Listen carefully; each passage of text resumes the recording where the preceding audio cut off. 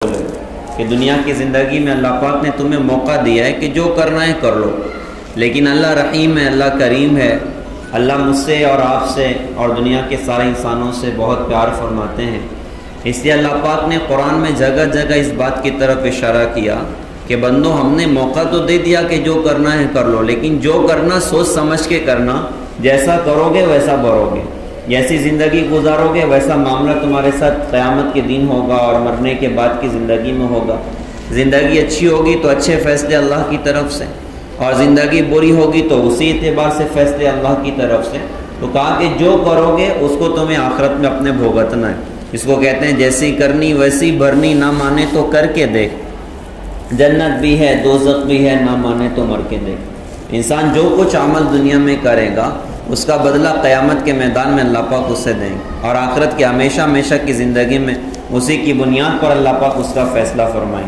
اس لیے ہم کو ہمارے نبی حضرت محمد صلی اللہ علیہ وسلم نے بڑے اہتمام سے اپنی امت کی فکر فرمائی اور اپنی امت کو آخرت کی طرف متوجہ کیا اور نیک اعمال کی طرف متوجہ کیا کہ دیکھو تم اپنی زندگی بنو، تم اپنی زندگی سنوارو، زندگی سنوارو کہ اللہ دنیا اور آخرت تمہاری اللہ بنا کے دکھائے۔ اور دنیا تو چند روزہ ہے، کتنی بھی زیادہ کیوں نہ ہو جائے، ایک دن بہرحال آئے گا کہ بندہ سب کچھ چھوڑ کر دنیا سے چلا جائے۔ کتنے بڑے بڑے فاتحین موت آئی سب کچھ چھوڑ کر چلے گئے۔ دنیا کسی کے ساتھ ہمیشہ وفا نہیں کرتی، یہ تو بے وفا دنیا ہے۔ آج ہم میں کوئی کروڑ پتی ہے، کوئی ارب پتی ہے، کوئی لاکھ پتی ہے، اور آدمی کو اپنے اندر میں یہ بات بھی ہوتی ہے بھائی میں کروڑ پتی ہو گیا ہوں، میں لاکھ پتی ہو گیا ہوں، میں ارب پتی ہو گیا ہوں، میں بڑا زمیندار ہو گیا ہوں۔ لیکن ہائے بڑی عجیب درد بھری بات ہے کہ ایک دم جیسے ہی روح بدن سے باہر نکلتی ہے تو وہ کروڑ پتی نہیں ہوتا، ارب پتی نہیں ہوتا، لاکھ پتی نہیں ہوتا، بلکہ ایک مردہ ہوتا ہے، ایک ڈیڈ باڈی ہوتا ہے، اور سارے اسباب اوروں کے ہو جاتے ہیں، سارے وسائل اوروں کے ہو جاتے ہیں، اور آدمی سب کچھ چھوڑ چھاڑ کے تنے تنہا اپنے اعمال کو لے کر آخرت میں اللہ کی بارگاہ میں پہنچ جاتا ہے۔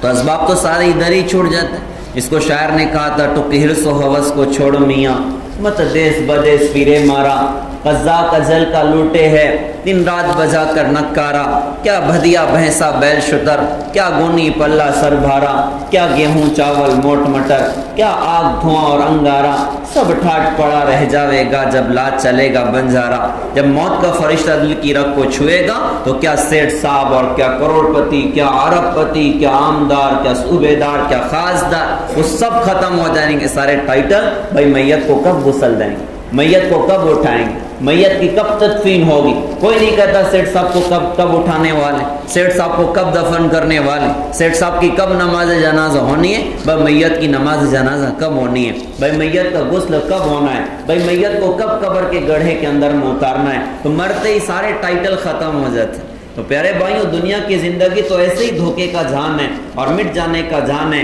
لیکن اصل کامیابی تو آخرت کی کامیابی ہے۔ تو ہمیں یہ بتایا گیا کہ اگر تم اللہ اس کے رسول کے فرما بردار بن کے مر گئے، ہم نیتیں کریں انشاءاللہ اپنی زندگی میں اللہ اس کے رسول کے فرما بردار بن کر زندگی گزاریں گے۔ اللہ کی قسم پیارے بھائیوں، جو اللہ اس کے رسول کا فرما بردار بن جاتا ہے اس کا جینا بھی آسان ہوتا ہے، مرنا بھی آسان ہوتا ہے، اور جو اللہ اس کے رسول کا نافرمان بن جائے اس کا جینا بھی مشکل، اس کا مرنا بھی مشکل۔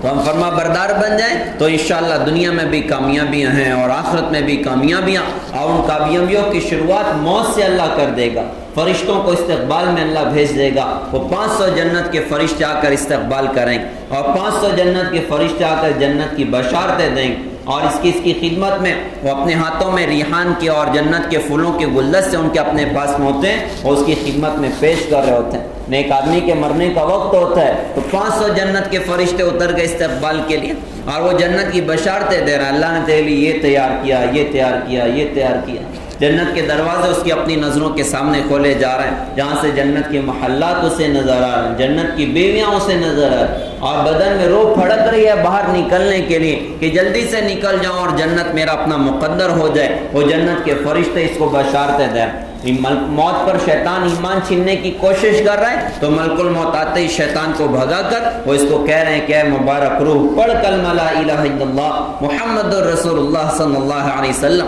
تو جیسے یہ نیک بندہ کلمہ پڑھتا ہے، جیسے یہ نیک عورت کلمہ پڑھتی ہے تو ملک الموت اس سے فرماتے ہیں کہ اے مبارک روح چل، کدھر چل؟ تو وہ کہتے ہیں کہ فی صدر مخدود، ارے ایسی جنت کی طرف چل جس میں بغیر کانٹے کی بیریاں ہیں، وطلح منضود، ارے جہاں پر تہبتے ٹھیلے لگے ہوئے ہیں، وماء مسکوب، جہاں پر بہتا ہوا پانی ہے، وظل ممدود، جہاں پر گہرے درختوں کے سائے ہیں، وفاکہۃ کثیرہ، جہاں ڈھیر سارے فروٹس ہیں، لا مقطوعۃ ولا ممنوعہ، نہ ان کی فصل ختم ہونی نہ ان کے کھانے میں کوئی روک ٹوک ہونی، وفرش مرفوعہ، اونچے اونچے بچھونے اللہ نے تیرے لیے تیار کیے ہیں، انا انشأناہن انشاء فجعلناہن ابکارا عربا اترابا، تجھے جنت میں تنہا نہیں رہنا، جنت کی حوریں بھی اللہ پاک نے تیرے لیے تیار کی ہیں۔ ملک الموت بھی فضائل بتا کے موت پہ تشکیل کر رہا ہے، جیسے ہی روح بدن کے باہر نکلتی 500 فرشتے اس کو گارڈ آف آنر پیش کر رہے ہیں، 500 فرشتے اس کو سلام کر رہے ہیں، اور ان کے ہاتھوں میں